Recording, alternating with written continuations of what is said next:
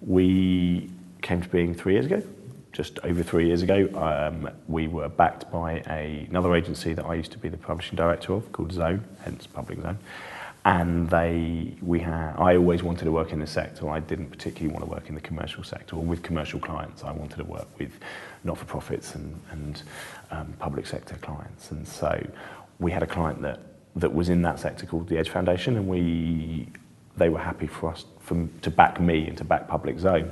So it got set up it was born out of Zone, but as an independent company, and they took a share because they were kind of our angel and gave us paid for all our overheads and housed us for about 2 years until we were big enough to stand on our own 2 feet.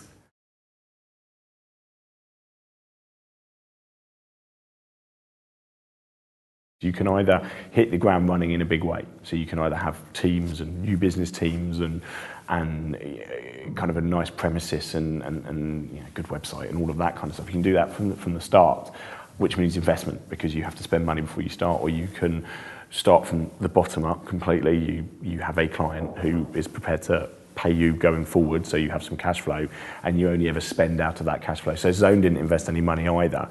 I was taking one of their clients with me. So there was a small investment, I suppose, in that they weren't getting that revenue anymore, but they were getting it back in dividends from my business. But no, there was no external investment at all. And actually, still to date, we've never been anything but cash positive, which is great. So, and that's our philosophy. We won't ever grow. Well, that's never say never, but at the moment, we see growth always coming out of cash.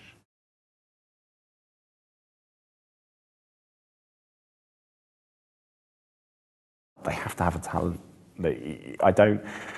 Even if their talent is for organisation, or their talent is creative, or their talent is for technology, there has to be they have to be really talented. I think you can teach people process, and you can teach people the way at your culture, but you can't teach someone talent. They have to have a huge amount of confidence in that talent. They have to believe. The amount of people who are apologetic about the things they can do and are underconfident that we meet, great. They need to find confidence somewhere, just not with us. We really only bring people in who are really very confident, which means we don't take a lot of first jobbers. We tend to kind of look a little bit further down the line. We like people to kind of be a bit rough around the edges and had a few experiences. Everyone in every situation in my company needs to be able to go out, spend time with clients, speak to people, and they need to be able to sell in some way. So that's core. And I hate this kind of term salesman. Oh, this person's a salesman, you're going to make a really good salesman. I think anybody can sell in their own way.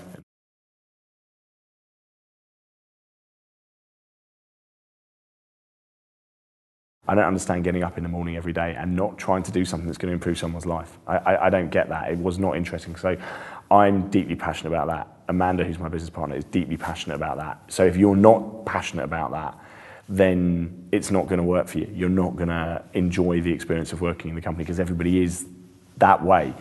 Also, you don't get the benefits of working in the commercial world quite so much. So you don't get to go to premieres, or you don't get to, if you work in London and you work on kind of, quite sexy brands, then you get a great life. Yeah, around the edges, you don't get that in the public sector. So you've got to have that desire. Otherwise, why would you choose to come and work for us? There's loads of agencies out there, probably some that pay more, probably some that are bigger, probably some that actually produce work that you might think is more suited to what you want to do. So yeah, you have to have it. You have to believe in what we do.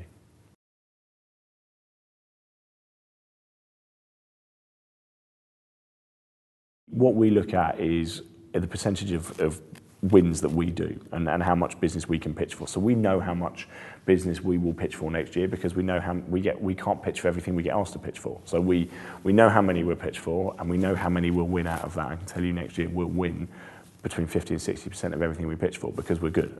The public sector in the midway gets caught in between two organisations.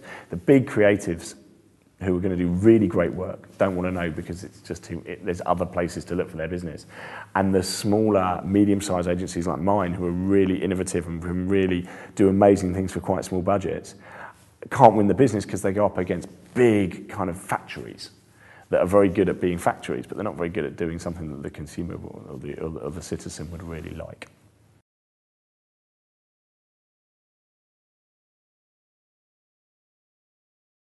We listen a lot.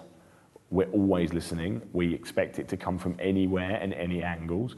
The truth of being a business owner, as a horrible cliche and as anti-work-life balance as it is you are always working. You are always listening for opportunities.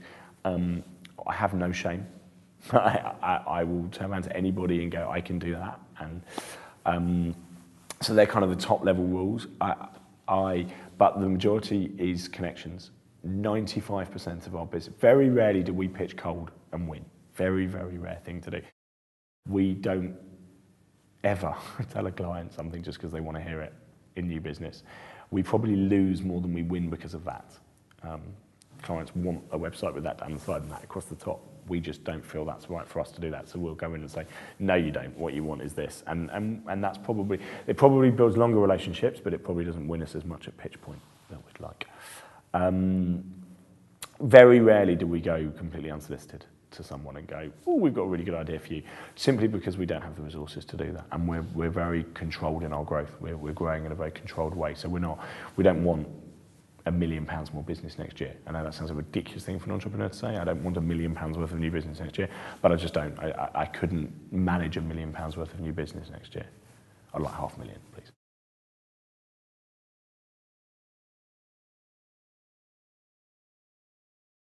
One of the things that we talk to our clients very, very often about is understand that people are not only ever going to come to your site from a homepage. The idea of coming in like a funnel now, like coming to the homepage and then I'll go from the homepage somewhere else is just dead. People come in all over your site. So you have to make sure that your site works across the board. So whichever page someone comes into is a page that they can understand what the purpose of this site is and navigate away from that site. Use text. Don't use too much imagery. I think one of the huge dilemmas or challenges facing the web is aesthetics versus function. You know, you look at the top 10 websites in the world, they're pretty ugly, but they're functionally very good. So I think you know, you have to pay lip service to that.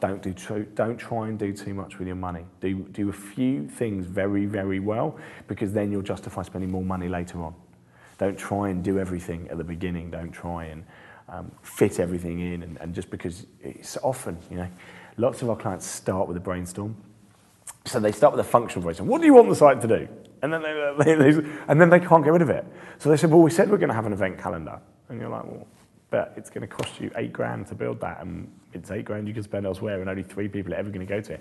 Or you have, but we said it's on the flip chart. We have to have it, and so be very clear about what you're doing this for. Is probably a good rule of thumb. In terms of functionality and design and tools, everyone's different. So I don't know. We don't really have any hard and fast rules as to, you know, you have to have search in the top right hand corner, or you have to do this, or you have to, you know, tools, you know, little flash tools are really good ways of doing something. No, we take every new project as it comes in its moment and at its time.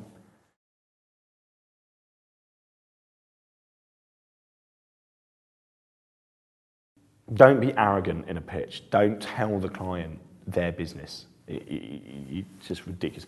Do not be underprepared. Do not go into a pitch not having known who the people in there are, or what they are actually, what they do as a business, or don't just go in and go, well, we know what we're doing, so we'll do this. You have to really show understanding of their business. Don't take too many people who all need to say something, because that's always a bit nonsense. Try and be really, really clear about what it is you're proposing. Try and think, what in one sentence am I actually suggesting, if you employ us, you're going to get, is really important. Big no-nos. Don't argue. I've argued in pitches before, and you always lose then. But, you know, don't have an argument with someone in a pitch. Like, you're not going to change their mind in the 45-minute you've got there. So you can tell them you disagree with them, or give them a reason why you disagree, but don't get into an argument. I've definitely done that. That definitely doesn't work. And don't rely on technology. Because as a technology company, walking in and the technology not working and having no plan B looks pretty bad.